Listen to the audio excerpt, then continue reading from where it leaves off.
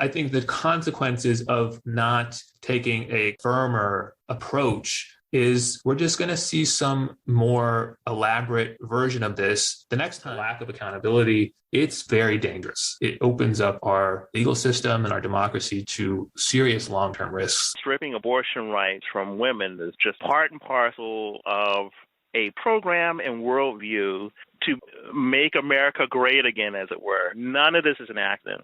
All of this is about restoring the hegemony of white power.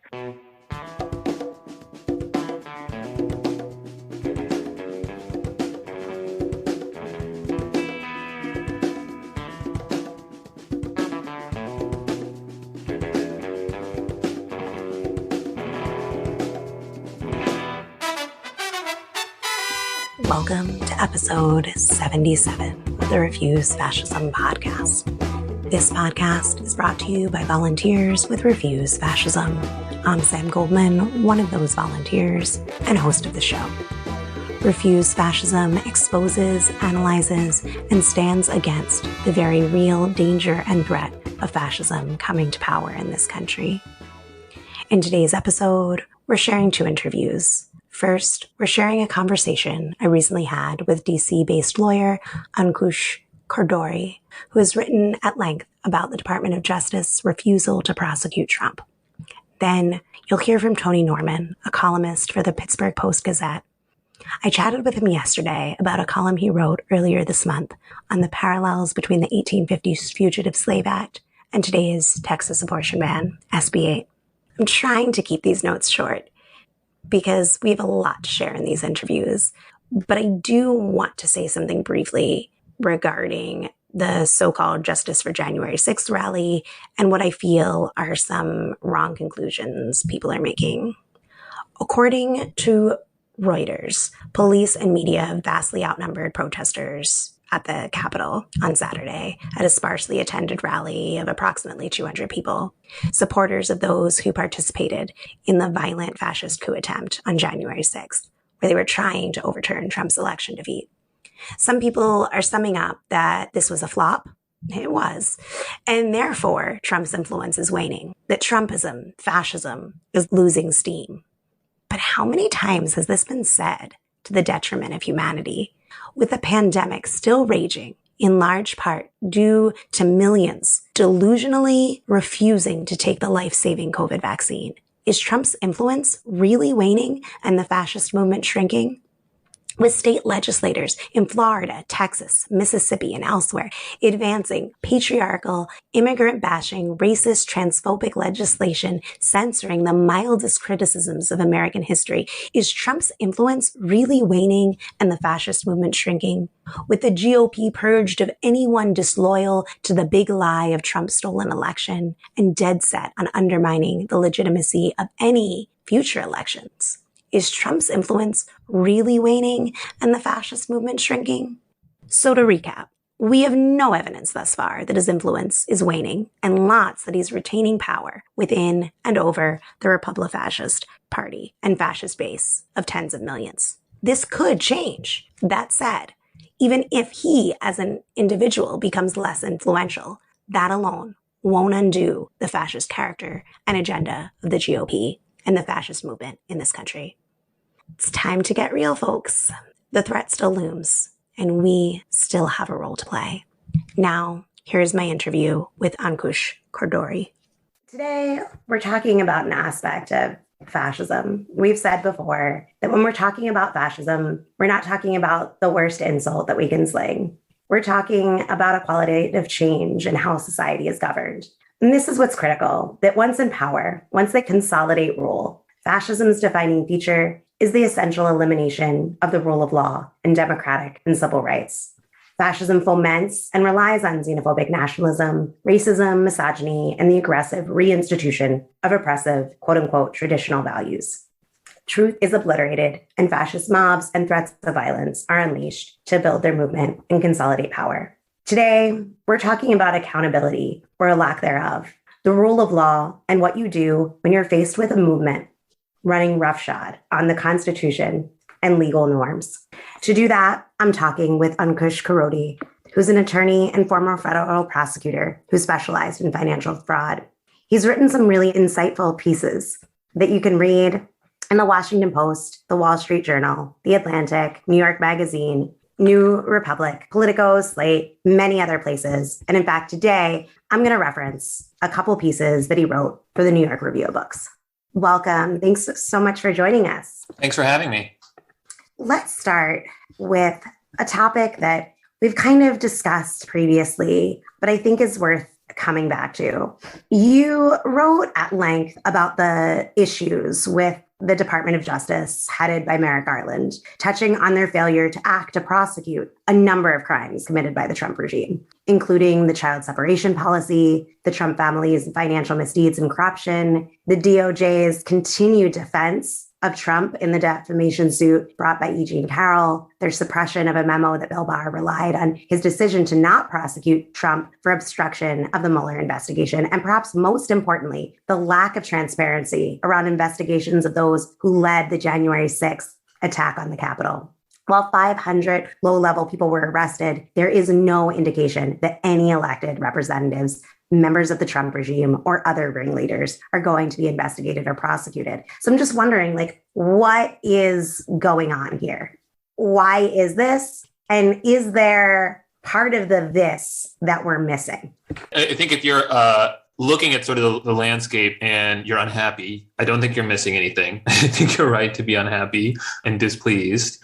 What is happening is an interesting question. If you think about kind of why none of these things are happening, I think sort of the general orientation that Merrick Garland has to kind of accountability issues is like a looking forward, not back. Now, that phraseology kind of got discredited after George W. Bush and the Obama administration looked forward and not back. So people don't use those words anymore, but functionally, I think we are seeing a replay of that playbook with all of its sort of attendant harms. And, I don't think it's much of a surprise because I think Garland kind of signaled this approach during his confirmation hearing. I mean, I wrote a piece for the New Republic about it because I was kind of surprised and not happy about kind of what he was suggesting. I think he has a very outmoded and incorrect view that kind of anything that might generate political controversy is sort of inherently, quote unquote, political and something that you should be reluctant to do. I think that there are certain areas in which the Garland Justice Department has undertaken actions that are sort of quote unquote political, including filing the lawsuit against Texas, filing the lawsuit on voting rights in Georgia. I don't know. I sort of tend to attribute those actions more to the people around him, including Vanita Gupta, Lisa Monaco, and Kristen Clark, who leads the Civil Rights Division. But I think on the key questions, the most high level questions that pose issues of accountability surrounding the last administration, whether it's people who were operating in the last administration as sort of employees or cabinet members or Trump himself,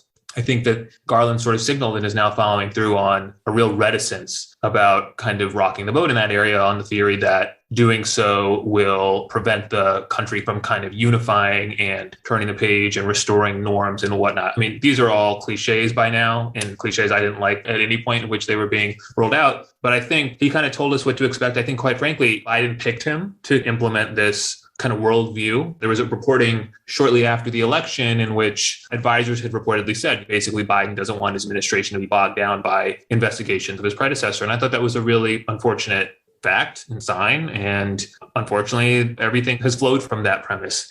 I think it's kind of as simple as that. I hate to be sort of psychological about it. And I wish I could kind of attribute more high-minded kind of legal disputes or doctrines to it all. But, in my most recent piece for the review, I kind of did my best to put the best face on it from his perspective and explain why I thought that was wrong. But I think it's fundamentally a significant reluctance to open those things up in ways that might upset Republicans, conservatives, or the people who supported Trump. Yeah, what you were saying reminded me of two things. One was one of the things that I really appreciated about that piece in the New York Review is where you were talking about what the Obama administration, in their refusal to hold accountability, what door that they left open for, in my opinion, fascists walk right on through.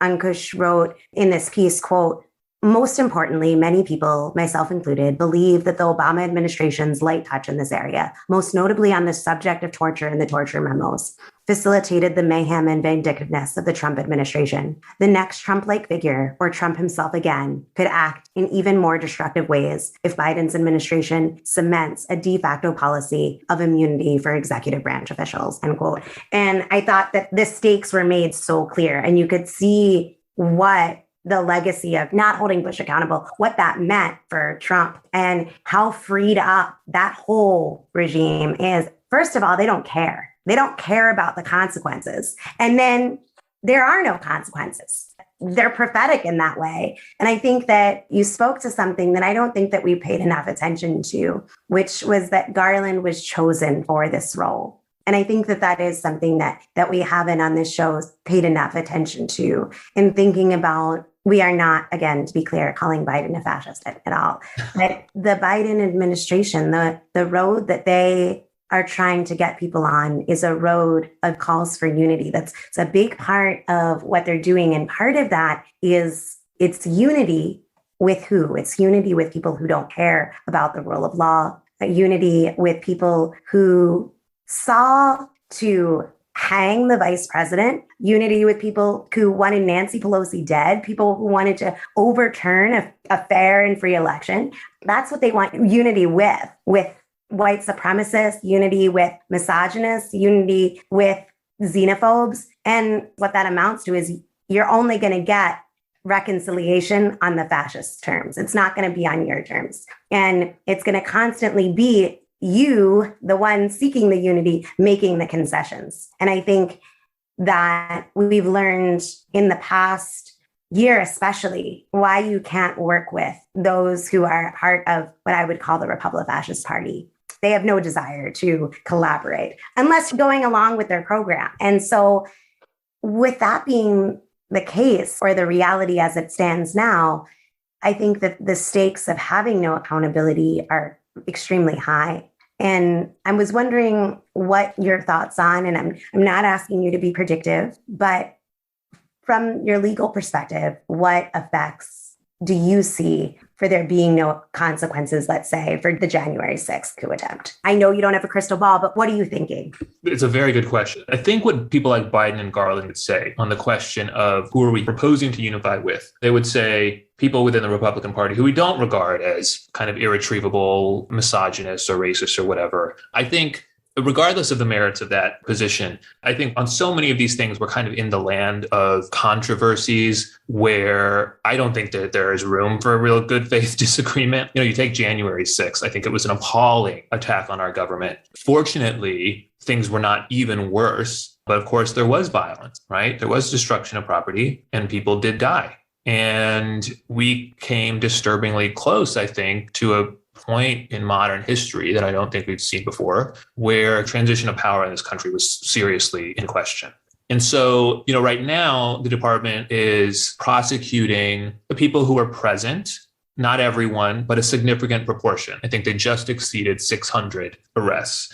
I think if you take a snapshot now, people will say, well, this is just low-level people. And that's a problem. Some of the people who are more generous to the administration would say, well, it's just low-level people now, but they need time to work their way up to more senior people within the hierarchies of some of these groups, like Oath Keepers, whatever. I'm a little skeptical of that. I don't think it's moving quickly enough on that front to give me serious hope that we're going to see much movement in that direction, but who knows?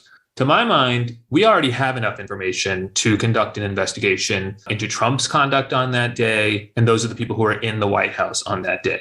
And there is no working your way up into that part of the misconduct or the sort of the hierarchy of wrongdoers. You can just start there. If you think about sort of a drug conspiracy case, right? You might have like a bunch of low-level people who are dealing drugs. You can go sort of round them up and prosecute them. If you happen to get the drug boss on a wiretap, you don't just say, well, let's hold off and see if we can kind of work our way up there, build our case and get to him eventually. You say, okay, now we have enough evidence to go after this person, or at least to investigate this person. So I am very skeptical we're ever going to see much in the way of an investigation into Trump's conduct or the people around him in the White House. And obviously, there are very significant practical, legal, political questions around what, if anything, you might do. But I think that the event was significant enough that it warrants a real look into, if not incitement, then obstruction of congressional proceedings and like, including on the part of Trump. And we need to know what was happening in the White House that day. We still don't actually have a full account of what he was doing during that day. And, Republicans in Congress like Jim Jordan, Matt Gaetz have been extremely cagey. I think they've now admitted that they spoke to him, but they won't really say what about. I think the strong suggestion, to put my sort of former prosecutor hat on, is that something very problematic was said on those phone calls,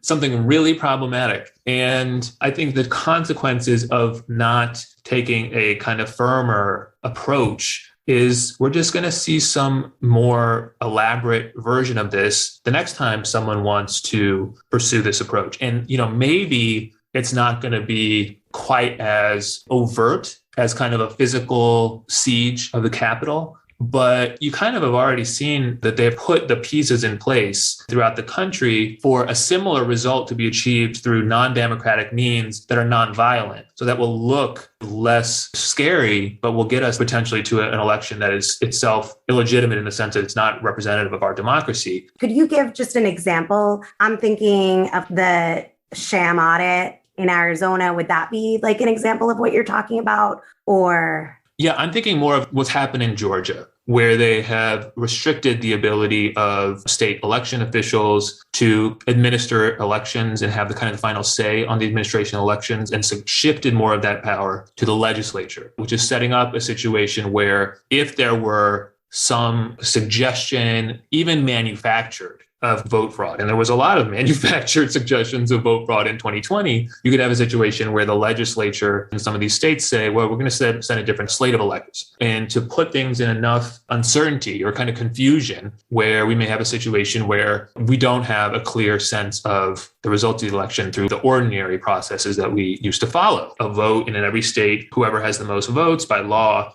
the legislature has decided that the electors who go to or sent to Congress will just follow the majority vote. That is now being thrown into some doubt, I think, by some of the machinations that we're seeing, and also by some of the kind of softening of what would have been the sort of the obstacles to at least sort of democratic misconduct. And to my mind, January 6th is bad enough. But even before January 6th happened, I was very concerned and thought an investigation was warranted when I heard the call to Brad Raffensperger, where Trump says, I need you to find, X votes, which was like, to me, a very strong indication that he was suggesting that Raffensperger should commit electoral fraud. And I'm very troubled that nothing is happening on that front. At least on January 6th, you could say some people are being prosecuted, they're low level, whatever. And so that exact thing probably won't happen again. But we've kind of seemed to be setting ourselves up for a situation where something like what Trump was already attempting before January 6th, where he kind of got thwarted in Georgia by Raffensperger, and he didn't really have traction in states like Michigan and elsewhere where there just weren't enough Republicans supporting him, where that seems to now be changing. And I think the DOJ's refusal at this point to look more closely at that creates a very serious dangers for the future. I was thinking back to the Merrick Garland piece that was in the New York Review of Books, and you wrote something that I thought really captured part of what I see as the problem. You wrote, quote, Garland's evident wariness of pursuing the allegations of misconducts from the last administration, including those against Trump, for fear of political disruption could have grave consequences for the future. Its premise is a pragmatic and political calculation, not a principle. And it's an easier position to adopt if you have a membership in the political class, which does not incur the consequences of its worst decisions, end quote. And I was thinking about, you had written another piece earlier about child separation and the child separation policies. And just thinking about people so removed, they're not going to be ripped from their parents' arms and put in a detention center. They're not Muslim and going to be banned from entry in the country. How removed they are in a certain sense that it won't affect them. But I was thinking about how it's more and more clear that the GOP and their rabid base are on a quest for revenge. And, as you were saying, it may not be as overt in the violent sense, but through voter suppression, gerrymandering, all those things, really seeking to demolish any opposition. And I think that we're now in a situation where I am afraid that Trump's going to be the GOP presidential candidate in 2024. Like, he seems to still have that cornered. And so I think that, your point about the consequences, I don't think that there's any reason why people aren't screaming about why this isn't happening. There's no demand. Why do you think it's so silent among the legal community? Because I understand why, like, a lot of people, they don't want to hear about Trump or whatever. I get why, like, everyday people may not wanting to have that conversation. And many people at the time, when you think back to November, you think back to December, you think back to January, people were writing and people were like, this is a danger. This is a problem. This is an issue. We're a little worried. And then it was nothing.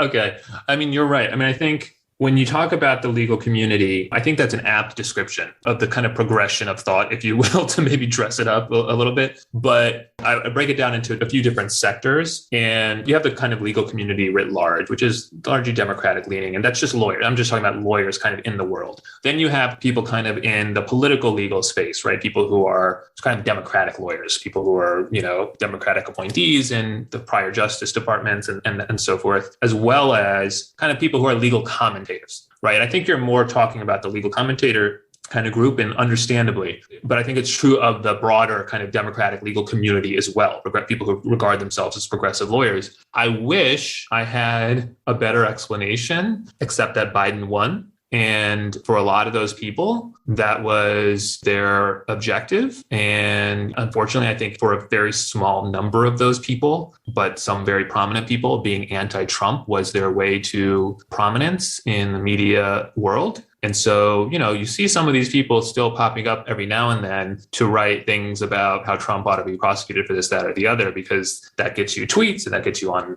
cable news or whatever. But they're not really writing about the Garland Justice Department, or if they are, they're writing very complimentary things. I mean, I think one very stark example, actually, one that I found actually quite disturbing, was the E. Jean Carroll case. When Barr intervened on behalf of Trump in the E. Jean Carroll court case, there was a huge uproar among liberal legal commentators saying it was outrageous, unprecedented, so forth. I always sort of take a slightly more muddled view, which is I thought it was bad, but I also thought the law was not open and shut. I think you could sort of see your way to an argument going in either direction. I think you should just do the right thing, which is in that case not intervening on behalf of Trump. But this was Bill Barr, so he did the wrong thing. But you had a lot of lawyers saying this is unprecedented, this legal position is absurd, it's ridiculous, and on and on. And then, of course, the administration turns over and Garland essentially endorses that position or doubles down on it. And all of a sudden you heard but much more muted assessments of what Garland had done, even though it was functionally, practically, it was the exact same thing Bill Barr had done. I mean, lawyers can dress it up and say he was just continuing an appeal and he may not have initiated the same legal position, blah, blah, blah. Regular people don't care, nor should they. My understanding, correct me, please, is that he wasn't required to do anything about it. He wasn't required to say anything, to touch that at all. Well, there was a pending appeal, but he could have just withdrawn the appeal very easily. He could have withdrawn the appeal. He would have had to do something. Withdrawing an appeal would not have been like some crazy legal procedural. It happens all the time. Now, not in a case like this, but again, these are, I think, procedural kind of niceties that regular people shouldn't really care about when they're kind of assessing what their Justice Department is doing. And I saw that, and I saw some of the reactions from some of the same people who were very, very critical of Bill Barr. And I think a lot of those people kind of revealed themselves, I hate to say it, as people who were, maybe more motivated by partisanship than by principle. I thought it was very revealing. And I wish I could offer up more of a defense for some of those people. I think some of them, like Elie Honig at CNN, for instance, I thought he actually ended up being critical. I'll give you an example. Preet Bharara did almost a complete 180 on this position. Now, he's someone who fits in the sort of, not just the media space, but like the Democratic kind of legal community. He was appointed under Obama to be the U.S. Attorney in the Southern District of New York. It's been widely known that he's had higher aspirations for political office or more significant appointments in Democratic administrations. I don't think there's some high-minded defense of what I would call these sorts of flip-flops. And I think that's sad. And I think you have people like Dahlia Lithwick who have been excellent, right? As critical of Merrick Garland as they should be, right? People are standing on their principles, but a lot of people have not been. And I think it's very unfortunate. I don't think these issues should be kind of team issues where we just take sides depending on what's politically expedient and what's better for the party that we happen to support.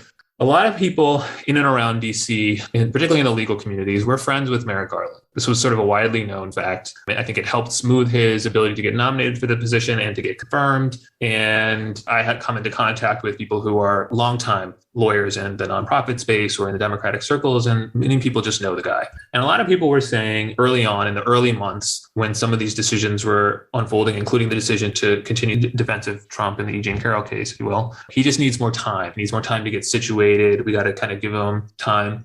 And we can't sort of just pile on. We should be mildly critical and strategically critical. That's not, in my view, what our job is as someone who's supposed to be kind of helping the public understand these issues. I will say, I think that there has been maybe a little bit of a shift, maybe, in the Justice Department since particularly the E. Jean Carroll case, I think was a hugely controversial. It was a decision that really, I think, struck a chord with the public because it was just such a stark case and one that the public had followed and that had been prominently covered in the media.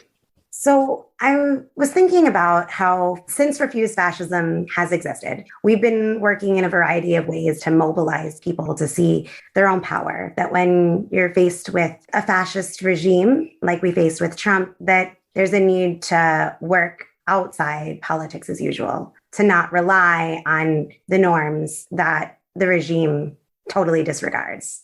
In 2020, as we face the real possibility of some sort of coup from Trump, a network coalesced to organize to quote unquote defend the electoral process. But along with that, kept people off the streets. In fact, it became a defining part of their job. And this was a Democratic coalition. And it was precisely the tactic that we were arguing people needed to take, was to get into the streets. Now, thankfully, Trump did leave. Biden was able to take power. But I think we're seeing that the lasting danger of the fascists retaking all branches of power soon is there. And as we spoke to in different ways, they're emboldened. They're stronger, if anything, by the lack of consequences for all that they've done. And I was wondering how you see the pragmatic, for lack of a better words, or maybe traditional political approach, how it might deliver some short-term results in some situations, but when faced with a political force that doesn't play by the same rule book,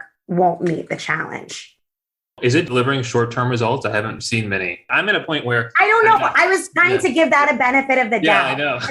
I was maybe there's a short-term result that I don't see. Like maybe there is. I'm increasingly unsettled, I guess, by where we find ourselves. It would not take much. In fact, there's a very good chance, I think, if things kind of fall into place in a certain way, for the Republicans to hold all three branches in 2024. So far, the Biden administration, to the extent it was supposed to vindicate this theory of kind of legislative unity, has not delivered much of anything. I mean, they delivered a stimulus bill that, quite frankly, probably would have passed under Trump, and was kind of held up in part because Democrats wanted him not to get that victory before the elections, as far as I could tell. So that's kind of Biden's one big win so far. And right now, there's a significant, I think, uncertainty around whether this infrastructure deal will go forward, whether the reconciliation deal will, I mean, who knows? Hopefully, the right legislative things will happen. But I think we're getting very close to next year, an election year, in which case I think things are going to more or less grind to a halt.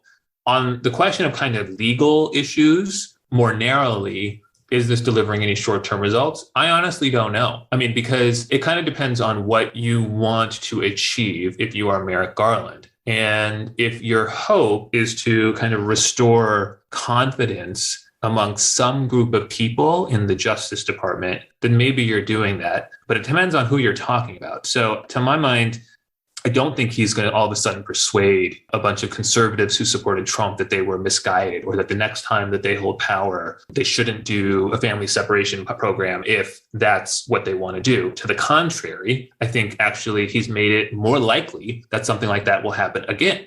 Because you take the family separation policy in particular, I mean, that required a significant number of people within the department to cooperate with that program. And nobody has been disciplined. I think that's very, very striking. And what it does is it sends a message to everyone in the department, everybody who's there right now, everybody who left, everybody who hopes to go there, that essentially, if you just do what you are told, you will be fine professionally. You will not get dinged once the kind of politics turn around and people who, come in and have better morals or ethics or whatever come into power. They're going to say, you know what, you were in another administration. We don't want to, quote unquote, politicize the department by looking in the past. I think what you're doing is de facto immunizing those people for misconduct they did. And I don't think those people should go to prison or anything by any means. But I do think we should know who they are.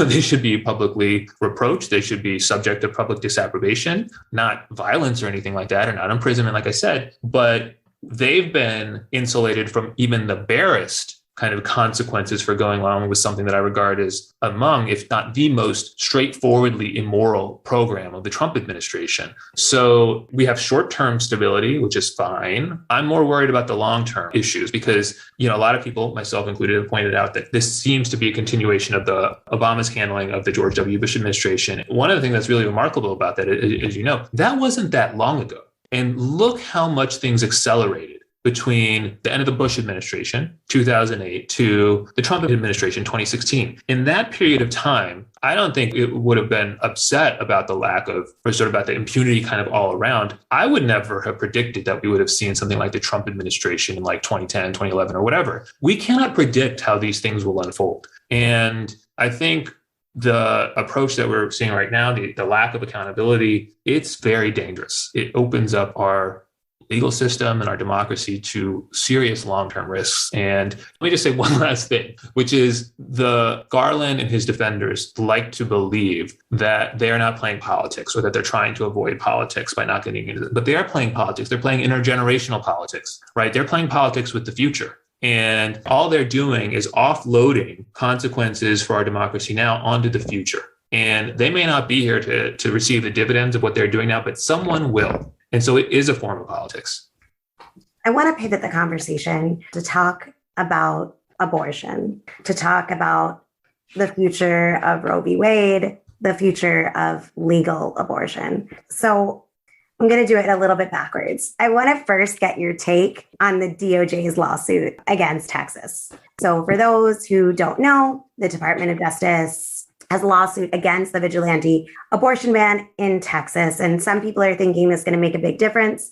I will say that it stands out compared to their inaction on other fronts, albeit I personally don't think that it can do much, but I might be wrong. So I wanted to hear a legal perspective. If you could just comment on the lawsuit, what it is, and where things may shake out around that. Your instinct is right. I wouldn't expect much to come of this. I still do think it was a worthwhile thing for them to do. And I'll break it down a little bit further, but I think this is one of those things that indicates why it's helpful for people to be vocally upset about things and to articulate their unhappiness with particular decisions. For instance, I don't think we would have seen an intervention like this had we not seen the public outcry and even people in the media or whatever being upset about things like the Jean Carroll decision, writing things and saying things and criticizing him. Like I said, I think we've seen a little bit of a pivot since sort of that period of time. And I think this is one of the things that's grown out of it. I still don't think we're anywhere near where we should be, but I want to try to give him and the department credit where it's due.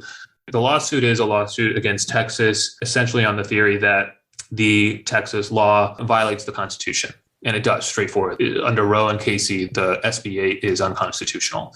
And it articulates claims under the Supremacy Clause of the Constitution, a claim that the state law has been preempted by federal law. And basically the theory of the lawsuit is like, well, the federal government in the ordinary course has a bunch of programs and a bunch of federal employees who would be open to sanctions or lawsuits under this law. For instance, one of the examples they use is people who work in the Bureau of Prisons, because a prisoner might get pregnant and Bureau of Prisons employees may be obligated, in fact, to give that woman advice or make abortion services available to that person. The lawsuit says in that instance, SB 8 directly conflicts with those federal legal prescriptions. So should they win this lawsuit? Yes. I mean, I think they should. Will they? I doubt it. No, the should is because I just think if there is an unconstitutional law that is depriving people in real time of their constitutional rights, it cannot be that there's some way to game the system such that that law just stays on the books. I think it's disingenuous. The structure of SB 8 attempts to remove the state from enforcement of the law by making private parties kind of the enforcers. People have described it as clever. I don't think it's clever. I think it's disingenuous. I think it's obnoxious. And the only reason it looks like it's clever is because it had a receptive audience among the judges who weighed in favor of it. And those people wanted to do it. And they liked the law. They had an easy enough way to let the law remain in place for the time being. Now, there are other mechanisms to challenge the law, but as you know, it's already had significant chilling. It is accomplishing now what the law set out to accomplish, which is to prevent abortion providers from making their services available. I think it's bad for our government and it's bad for our democracy to implement a law that impinges upon people's federal rights in a way that cannot get judicial review. I mean, if the United States cannot sue to invalidate a law as federally unconstitutional when no one else can, I mean, I think that's a ridiculous set of affairs. I think that whether something's legal or not matters immensely. It's an incredibly important conversation that we continue to have because so many lives are at stake. And when we talk about Roe v. Wade and you're saying it is still legal, it is, and yet it isn't in Texas. We now have pre-viability banned abortion in the state of Texas. And to me, it is totally absurd that a state can have totally different laws absent the rest of the country and that there is no recourse. It boggles my mind. You could not have crafted a law that is more designed to tee up Roe versus Wade. It is deliberately at odds with Roe and Casey. It was structured the way it was structured on purpose. And it was structured in the way that is designed to avoid judicial review. Now, that part of it, I don't think was a foregone conclusion. It happens to have been a foregone conclusion because they passed it at a time when they happened to have the right number of votes on the Supreme Court. Had they passed this law before Ruth Bader Ginsburg passed away, it would have been swatted away, I think, fairly easily. So you have SB 8, and then you had the Supreme Court not intervene, knowing full well that it was going to see Dobbs versus Whole Women's Health. I think what you're getting at is it would have been very easy for them to block the law and just simply wait to resolve Dobbs. And if they want to overrule Roe versus Dobbs, they can do that in like the next 6 to 9 months or whatever. It's not that far away. If that's what they want to do, then just do it. Let's not play games with holding the country in suspense. If they want to overrule Roe and Casey, they should just do it. I do think that that makes the whole thing quite a bit more remarkable because they already have a vehicle on their docket to do whatever they want to do with the Roe and Casey precedent. And we may see something fairly dramatic, or we may see something that is a significant change that they try to make look as undramatic as possible. And I think that kind of tells you a lot that they didn't just do that. What does it tell you? I think at best, a majority of the Supreme Court is indifferent to the consequences of SB 8 in Texas. This is a law that in real time is imposing consequences on people. I think it tells you that if you are someone concerned about Roe or Casey in the future, if you weren't already concerned, you should be concerned. I think in the Supreme Court, remade with a fascist majority by Trump, with federal courts reshaped by Trump in a similar fashion, I think we're seeing really the long-standing damage, the dead hand of Trump, if you will, at work. You know, the practical effects are bad enough. Constitutional effects are bad enough. But it is just made worse, I think, on a personal level, at least to me, that you have Brett Kavanaugh there, who shouldn't even be on the Supreme Court. He never should have been confirmed. You have Amy Coney Barrett, who's there. Anyone who had taken Ginsburg's seat in the way that it was made available, I think kind of definitionally does not belong at the Supreme Court. And I include her in that group. It's made worse by kind of the unseemliness of the ways in which this majority and in which this Trump wing of the Supreme Court came into their positions. How they came into their positions and then what they've done to wield them since then.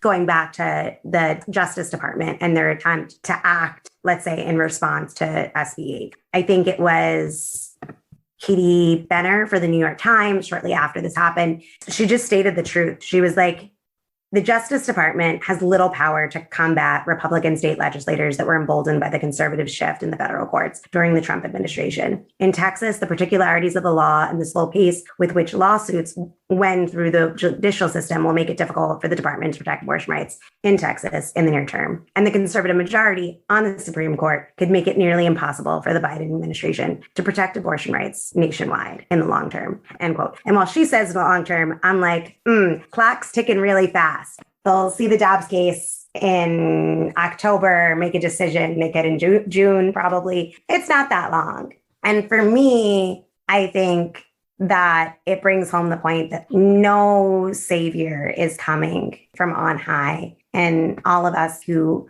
want our fellow human beings to be treated as human beings and not incubators, now is our time to wage a political fight. Just to be clear, political fight, because lives are hanging on the balance. I appreciate you taking your time with us and sharing your perspective and expertise. So definitely go to the show notes, check out the link to Ankush's site, and you can read more from him. Thanks so much for joining us. Thanks for having me.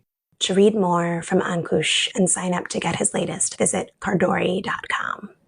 Dr. Alan Braid, a physician who provides abortion care in San Antonio, Texas, wrote an op-ed published by the Washington Post yesterday. In it, he shares his defiance of the fascist Texas abortion ban, along with his experience of providing abortion care for 45 years. He wrote, quote, "A new Texas law, known as SB 8, virtually banned any abortion beyond the 6th week of pregnancy.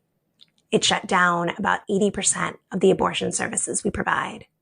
Anyone who suspects I have violated the new law can sue me for at least $10,000. They could also sue anybody who helps a person obtain an abortion past the new limit, including, apparently, the driver who brings a patient to my clinic. For me, it is 1972 all over again. And that is why, on the morning of September 6th, I provided an abortion to a woman who, though still in her first trimester, was beyond the state's new limit.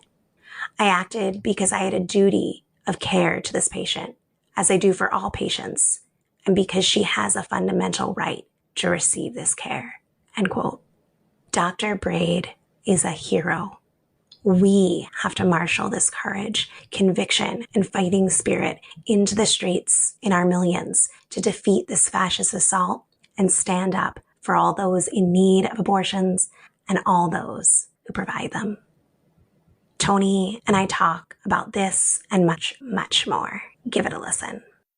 I'm speaking with Tony Norman, columnist for the Pittsburgh Gazette, about a really powerful article he wrote earlier this month, Fugitive Slave Act Redux, on the run in Texas and America. He draws a link between this vicious new law, SB 8, and the Fugitive Slave Act that led up to the Civil War that finally ended slavery in the U.S. And I'm so glad to have him on. Thank you, Tony, for joining us. Thanks for inviting me, Sam. I'm looking forward to this conversation. So let's start at the top. Can you share with our listeners a little more about why you think this is an apt comparison, SB 8, Fugitive Slave Act, based on the history? You know, why you say, as the bounty posters, need little updating. There's one part in your piece that I underlined, yes, I print things out, and I underlined where you wrote, quote, translation, : Texas wants a segment of its armed population of anti-abortion fanatics to form the equivalent of modern slave patrols. Texas wants a deputized population of vigilantes to monitor and track down women who will be disproportionately poor, Black, and Hispanic, and make their support system literally pay for their abortions by being fined and prosecuted for their compassion, end quote. So what's with this comparison? Why should we make it? For me, and maybe my bias because, I'm African American and I'm particularly sensitized to issues of race and class and inequality in this country. Whenever I see any draconian law, and this is probably the most draconian law of the year, other than the laws that disenfranchise voters. Whenever I see a law like this, I know there's a precedent for it because nothing happens in this country, nothing happens in America that hasn't happened before. It's like history's greatest Mobius strip. We're just going round and round in the same figure 8 track that we run through American history. So I knew as soon as SB 8 was proposed and signed into law by the governor of Texas that there was a precedent. And the first thing that came to mind was the Fugitive Slave Act because of this particularly onerous section where ordinary citizens would become vigilantes, that they would be deputized into doing evil things. The state, in the case of SB 8, cannot be sued because the enforcement mechanism is being done by ordinary sovereign citizens, as it were. Now, where some might quibble about the comparison, the Fugitive Slave Act of 1850 makes everyone, every marshal, everyone in law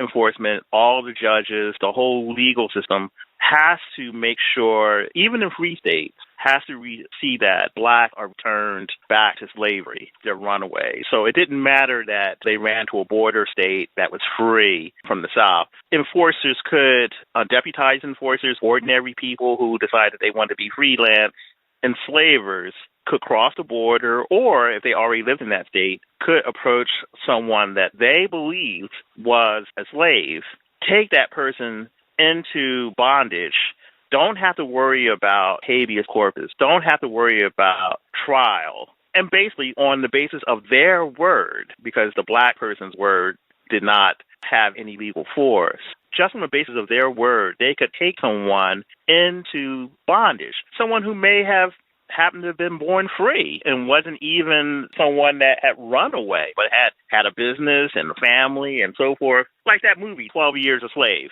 I mean, that's like a perfect example. Someone who is minding his own business and he's sort of taken into bondage on the basis of a enslaver's word, a freelancer's word. And I thought, here, I'm an Uber driver, and I'm driving a woman to a women's clinic for whatever reason she wants to go to that women's clinic. Maybe it's to get an abortion, or maybe she just needs a checkup, or maybe she's doing her annual checkup.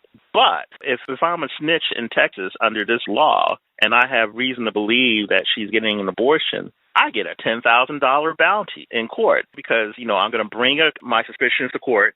And the person that I'm accusing is going to have to defend themselves, the clinic and the Uber driver. And regardless of the outcome of that, and we know what the outcome is going to be in Texas, I'm ahead $10,000. If that isn't the most evil and diabolical thing one has ever heard of, I don't know what is. And this all happens if the woman finds herself pregnant after 6 weeks, and then the enforcement mechanism kicks in, because then she is breaking the law no matter what. It doesn't matter whether she's been raped. It doesn't matter whether it's an act of incest.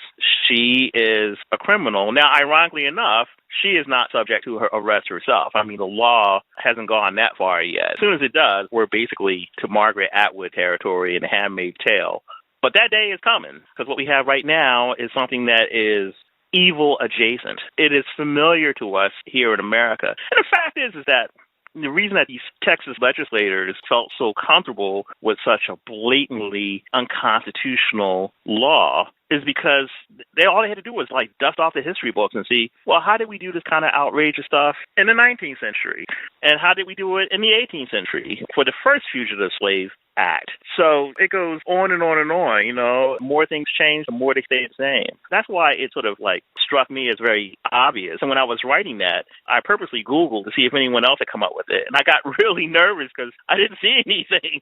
And then I thought, well, this is how it struck me, so I'm just going to write it. So, my piece ran on September 3rd. And then shortly after that, I started seeing other pieces. So I was quite relieved that I wasn't just completely out on left field by myself with this idea.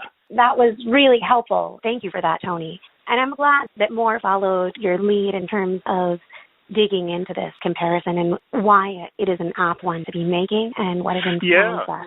I really do think it's apt because it's all about the removal of agency from the person who is basically the object of the law. And then it gives agency to complete strangers. I mean, that's what's also very infuriating about this. You could just have a suspicion that someone is having an abortion, and all of a sudden, all sorts of things start happening. The criminal justice system is immediately engaged. And that's what happened under the Fugitive Slave Act. Imagine 1856, 57, and you're a free black in Pittsburgh or Philadelphia or somewhere in Connecticut or New York. And a posse of 5 white men arrive at the place you're renting or your property or whatever, and they have a document that says that you are XYZ and that they have been enjoined to take you back into bondage in Virginia or South Carolina or whatever. And whether you're a runaway or not, you're in the middle of your life. And these 5 men come to you and they will take you by force. And if you have white allies or black neighbors, whatever, they have the weight of the law on their side. And they can call upon the law, that city, that district or whatever, to help them arrest you and so forth. Now, here in 2021, they're even more clever. What they do is they basically just turn, all the people in Texas into the Stasi, the East German secret police. Look at your neighbors. Your neighbor involved in an abortion got 10 grand coming to you. If you can prove that that person is aiding and abetting in an abortion, that's even more sinister than what we had in 1850. One thing that I noticed in your piece was you made a connection between the guns and voting and abortion. And I'm wondering if you could speak more to what you see as the connection between in Texas. The guns are everywhere, abortion is not, and you can't vote if you're black. Right. Or brown. What's exactly. going on here?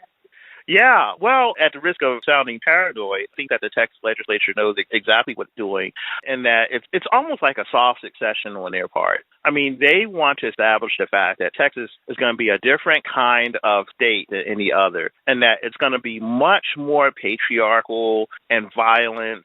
It wants to be the opposite of what it sees in blue America. I mean, I don't know how your listeners feel about this, but I think that the right to abortion in Texas has been effectively nullified. It has been effectively nullified. And so what Texas wants to do, Texas wants to reinforce the fact that it's a new sheriff in town, a new way of looking at the law is here. And if you don't like it, Supreme Court, we have guns. In fact, everyone can carry guns. If you don't like it, Washington, when you look at us, we all have guns. There's nothing you can do about it. Our legislature has spoken. And we're not going to let this state turn from red to blue or from purple to blue. We are going to make sure that only the right people are able to vote. And we're going to make sure that we can keep this minority government going. Even if it collapses in the rest of America, we're going to make sure that white patriarchy, white power, white supremacy rules until end of the United States or the Republic or whatever you want to call it. We are going to make sure that we're on top. And I think it's that blatant. I think it's that bald, and I think it's that in your face. I think guns, disenfranchisement, and stripping abortion rights from women is just part and parcel of a program and worldview to basically make America great again, as it were, as in pre-Civil War great, antebellum great. And I think that's what's happening. I think what we're seeing before our very eyes in Texas, and we're going to see it repeated in lots of southern states, and maybe a northern state or two, or a midwestern state or two, we're going to see a very revanchist orientation towards the law, aided and abetted by a compliant Supreme Court that believes that an originalist vision of America, minimal rights for people, especially minorities and women, is really the way to maintain American greatness. And a lot of people will say, well, Tony, you're being hysterical again. I completely buy into the notion that white supremacy is very self-conscious and that it knows what it's doing. None of this is an accident. All of this is about restoring the hegemony of white power. Because I think that if you loosen the gun laws, you make them even more liberal than they already are, where you can just basically walk into any classroom and kill as many people as you want, as many children, where you can walk into any church and do all this and basically be rebuffed by the legislature if you try to do anything to address that. The legislature of each state or the Congress of the United States, if laws can get to the point where you can just open carry rapid-fire AR-15s, what does that say? And you combine that with combustible politics of abortion? If someone doesn't die in the next year or until the Supreme Court rules on this definitively, I will be absolutely shocked. I expect people to get killed. I expect people trying to enforce SB 8. Someone is going to get killed trying to enforce it, or they're going to kill somebody trying to protect them. Someone is going to get killed. Maybe a lot of people. And I think that this is what is going to happen next. So that may be a really dark vision of the future, but I really think we're heading that direction. I think you're speaking a lot of truth, and we also know that when abortion isn't legal, that there's a vigilante violence. Remember, before QAnon, before the fascist day, the January 6th terrorists. Yeah. Before all that, there was the anti-abortion movement. There were the people right, and there were those doctors. And they killed abortion providers for decades. They bombed clinics, and it is a violent movement. That, in terms of things that aren't new, this is the tried and true Christian fascist movement. There are operations that were planned in advance in other states that their sole goal is to hunt down women in Texas. They're already recording license plates and all that stuff. So I think you're absolutely right about the likelihood that there will be violence and death. And there's also the reality that we know that when abortion is illegal, people die. People die from attempting to preserve their lives and bodily autonomy. And I think that there's a real danger there as well. I wanted to ask you a final question. As we close out, I'm thinking about the way that you ended your piece. And you wrote, quote, "If we're lucky, the events in Texas will galvanize Democrats to take the threat of Gilead-style theocracy seriously. The kind of people who made the original Fugitive Slave Act possible are still with us. They don't intend to go away quietly," end quote. And I was wondering why you feel the Democrats haven't seriously.